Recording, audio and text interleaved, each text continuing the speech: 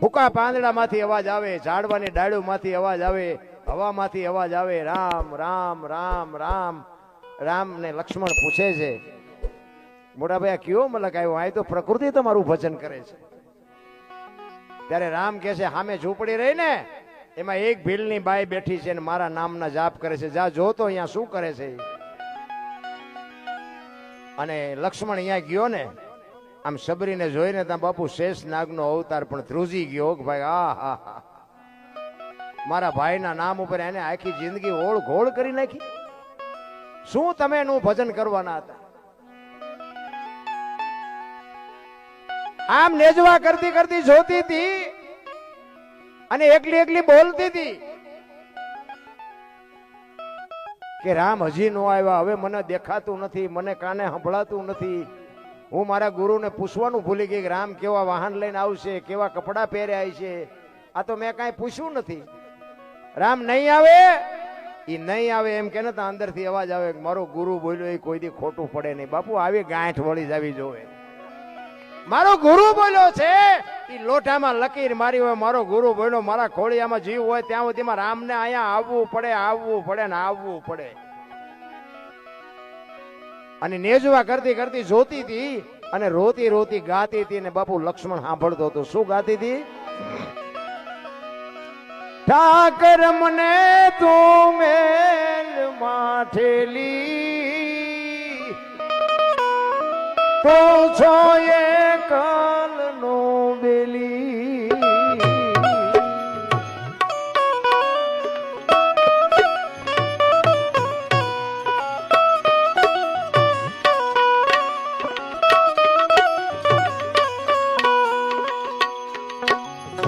અમે તારા અંગ કેવાઈ, બીજા કે આશરે જાય. સબરી કે છે કે અમે તો તારું અંગ છે. બાપુ એક માણા હોય એને એકાદો કાન નો હોય, હાથ નો હોય, આંખ નો હોય તો માણા ભૂંડો કેવો લાગે? એ બાપુ ભગવાનને વટે છે, તું અમને જો નહીં ભેગો થાય ને તો તું ભૂંડો લાગીશ. અરે શું બાપુ એની વેદના છે, હું એની પીડા છે. અમે તારા અંગ કહેવાઈ, બીજા કેના આશરે જાય. આખી જિંદગી તારી વાંહે ઓળ ગોળ કરી નાખી, હવે અમારે બીજો કોનો આશરો લેવો? અરે શું બાપુ સબરીની વેદના હતી, શું એની પીડા હતી. રામ કાલા ઘેલા અમે એ તારા કેવાઈન જો પીએ તારા જા.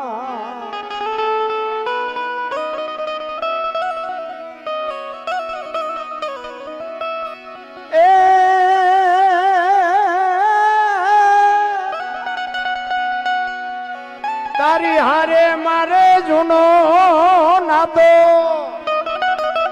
સબરી કે છે મારે ને તારે તો પેઢીઓનો નાતો છે. આપણે બધાને છે પણ આપણે ભૂલી ગયા. નાતો આપણે નથી. અને જો આપણે નાતો ન થાય શું લેવા બેઠા છો? કે લગ્નમાં આવ્યા છો?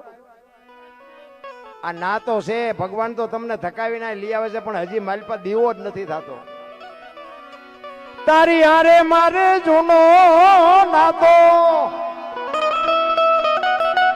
એ હવે બીજે ક્યાં જાવું બાપ ઠાકર મને? એ ઠાકર ઠાકર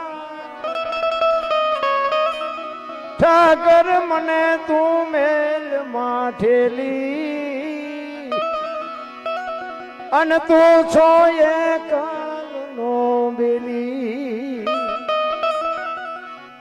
મને તો એમ થાય દીદી એવી કપરી પરિસ્થિતિમાં જો મારા નાથે કામ કર્યું હતું ને આવા ભજન કાંઈ નહોતું, વાહન નહોતા, પૈસા નહોતા, સારા કપડા નહોતા, તેથી ઈશ્વરને મેળવો.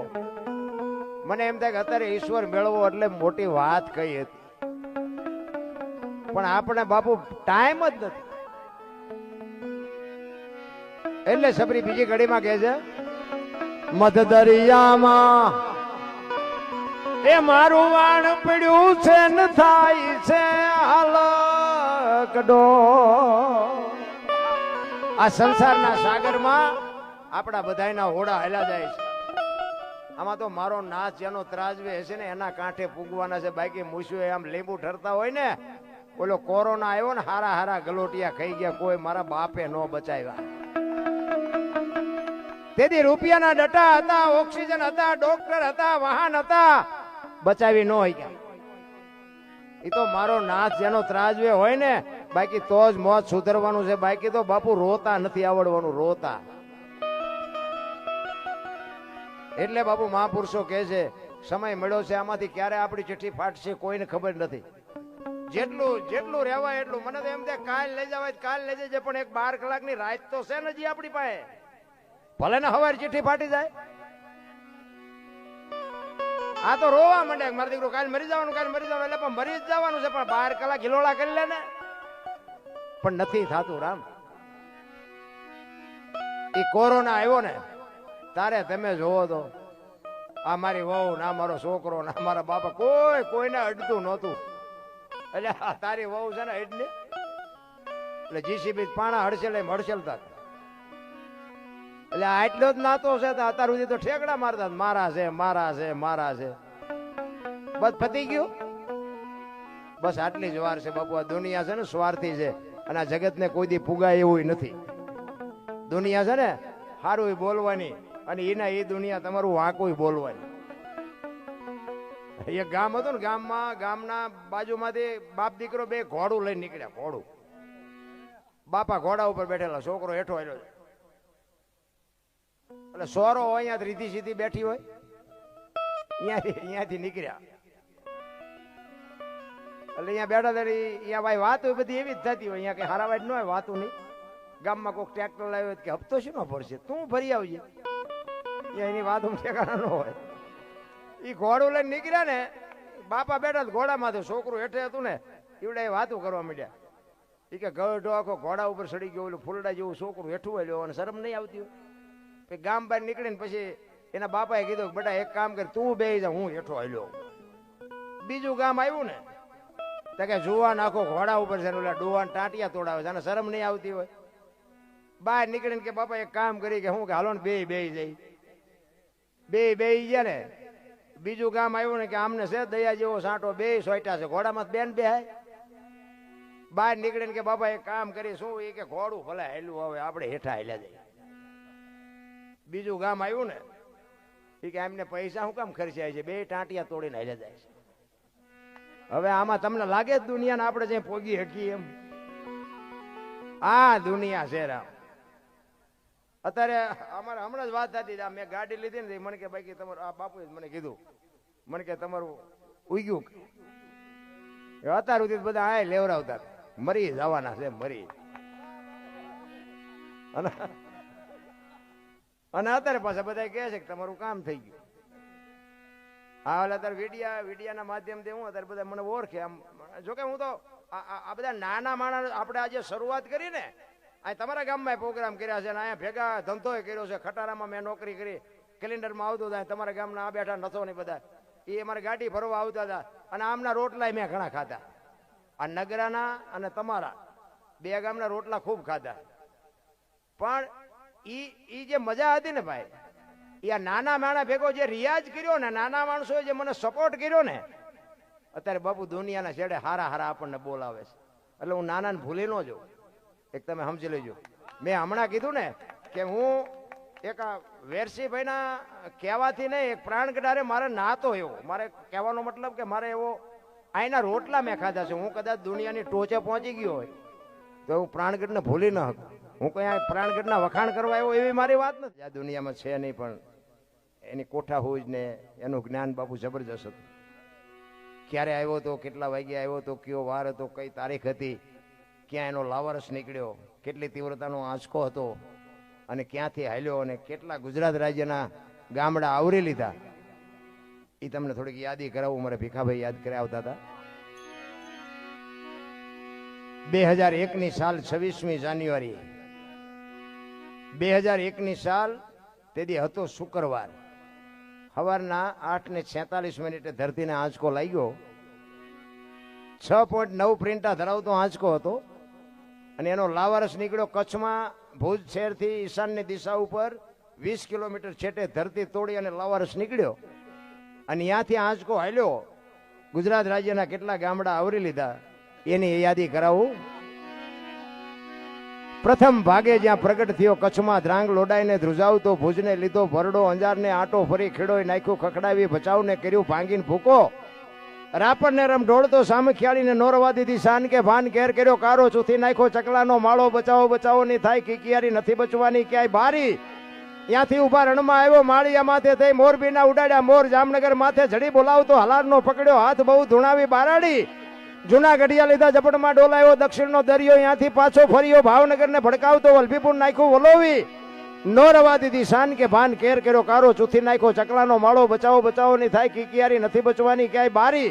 વલભીપુર માંથી વસુટો ગોહિલવાડમાં ગુંજાણો પોણા ભાગનું લીધું પાલીતાણા બજરંગ બાપાની મેરથી બગદાણાથી બારો હાલ્યો કાઠિયાવાડ કમકમ આવતો રાજકોટમાં રેલાનો 8 નંબર ઓડે અથડાનો ચોટીલા હોરો થઈ સુરેશ સાયલાને કરી શાન લીમડીને મારતો ગયો લપાટ ધોળકા ધંધુકા ધ્રુજાવતો ભરૂચના ઉડાડ્યા ભમરા સુરતને કરી શાન નો રવા દીધી શાન કે ભાન કેર કર્યો કારો ચૂથી નાખ્યો ચકલાનો માળો બચાવો બચાવો ની થાય કિકિયારી નથી બચવાની ક્યાંય બારી.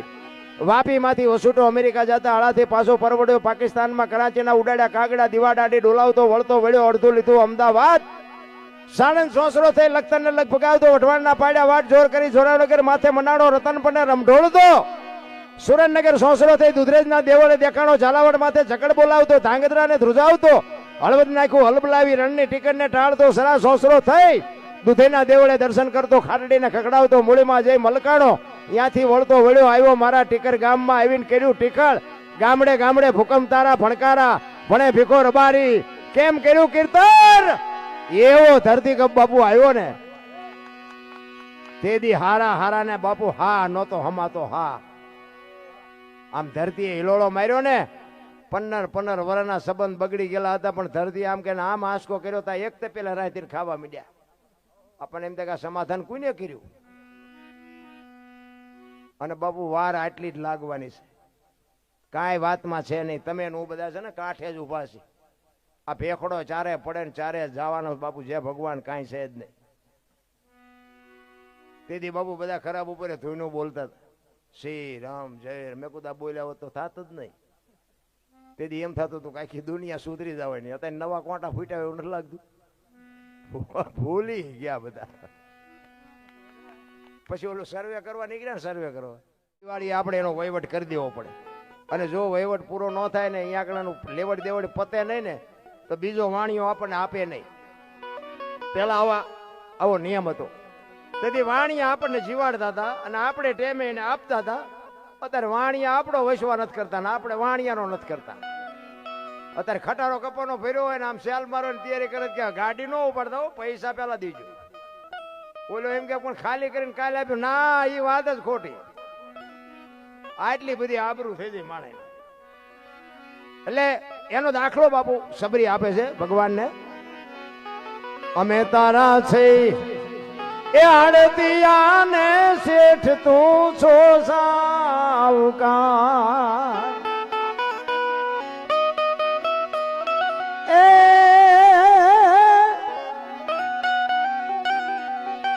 તારું લેણું છે ત્યાં લગી બીજો ધીર છે નહીં તલવાર ઠાકર એ ઠાકર ઠાકર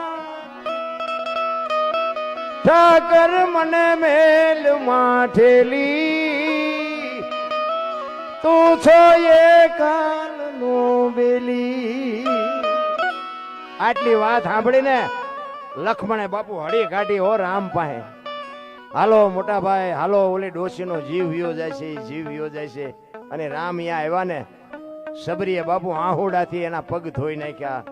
રામ આવ્યા રામ આવ્યા રામ આવ્યા રામ આવ્યા એનો તો હરખ હતો પણ આજ મારો ગુરુ બોલ્યો એ સાચું પડ્યું. એનો જે હરખ હતો ને એ તો એની કહું ઢૂંઢતી હતી. રામ સદગુરુ અને શિષ્યના નાતાની હજી આપણને ખબર જ નથી. ભલા ગુરુ શું કરી શકે ગુરુ શું કરે આ તો પછી હમ ખાવા હાટું કંઠીઓ બંધાવ્યો એને તો શું ગુરુ પાસેથી મળવાનું હતું. એક ઝોપડીમાં ગુરુ ને ચેલો બે હતા ને, તે ગુરુ મહારાજે કીધું ચેલાને કે બેટા બહાર જોતો વરસાદ ચાલુ છે કે બંધ. તા બરોબર બિલાડી માલપા આવી કે બાપુ બિલાડી માથે હાથ ફેરવી જો, લીલી છે તો આવતો હશે, હુકી છે નહીં આવતો. બાપુ વિચાર કરવા મનાણા કે મારા દીકરો આ મારો ગુરુ છે.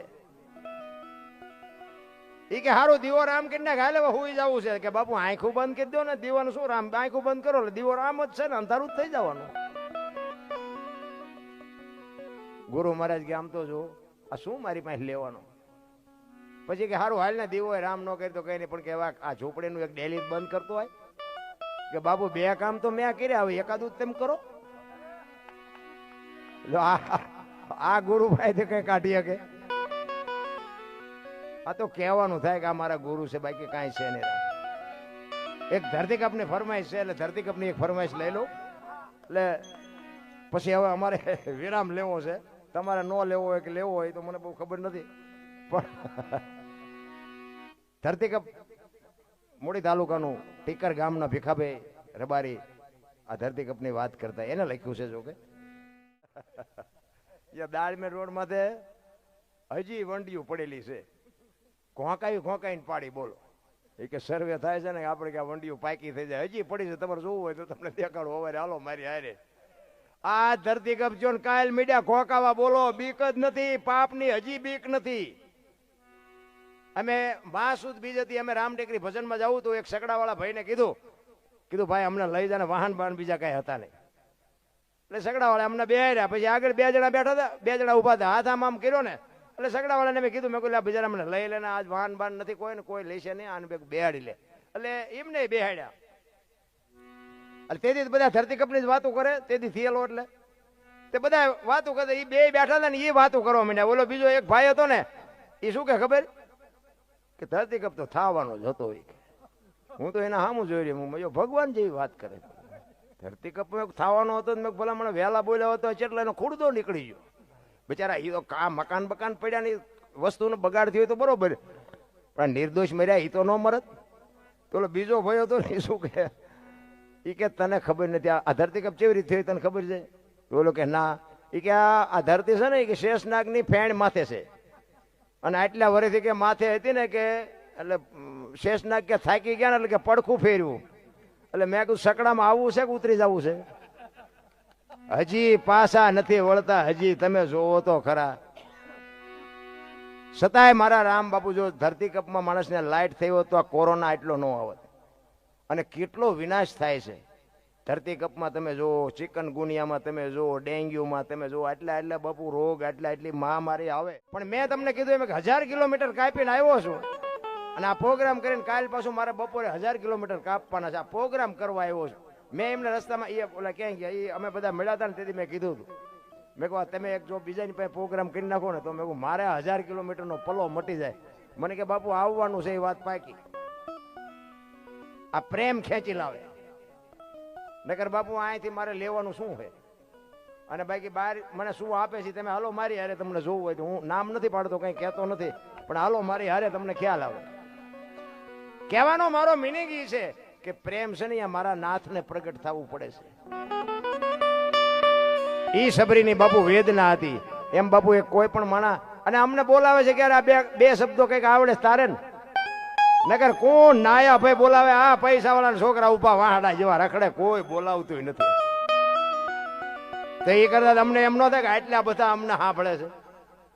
મને તો એમ થાય કે મારો ભગવાન સાંભળે છે, હું બોલું છું મારો ભગવાન સાંભળે છે. એમ હોય ભલામણ સદાય મારો કહેવા. અને પાછી ટૂંકમાં તમને એ બીજી વાત કહું કે આજની મારી 6ઠ્ઠી રાત છે. મારો દીકરો જો અત્યારે ગાડીમાં ગોટો વળીને હોઈ ગયો, એ ગાડી હાંક્યા કરે ને હું આ પ્રોગ્રામ કરું. આ 6ઠ્ઠી રાત છે મારી. અને કાલે મારે હજી 2 મારા પ્રોગ્રામ અહીંયા છે, અને 28 તારીખે રામટેકરી બીજ છે, બીજ 28 તારીખે અહીંયા જવાનું છે મારે. હજી 3 રાતું મારે ખેંચવાની છે.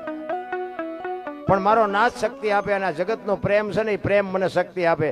ન કે બાપુ આ બોલીએ નો કાંઈ, રોજે રોજ બોલવું, રોજે રોજ એટલા ઉજાગરા, અને ક્યાંક ખાવાના ઠેકાણા હોય ન હોય, હુવાના ઠેકાણા હોય ન હોય, પણ છતાંય મારો નાથ કંઈક એની કૃપા છે એટલા બધું હાલે છે, મારી કઈ કૃપા છે નહીં. અને કંઈક મારા મા બાપની કમાણી હશે કે એને કંઈક મારામાં કંઈક નાખ્યું હોય છે તો આ જગત મને સાંભળે છે. એટલે સબરી બાપુ કે છે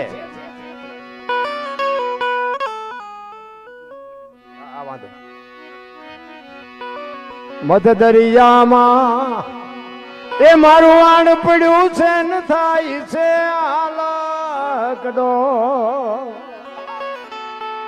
એ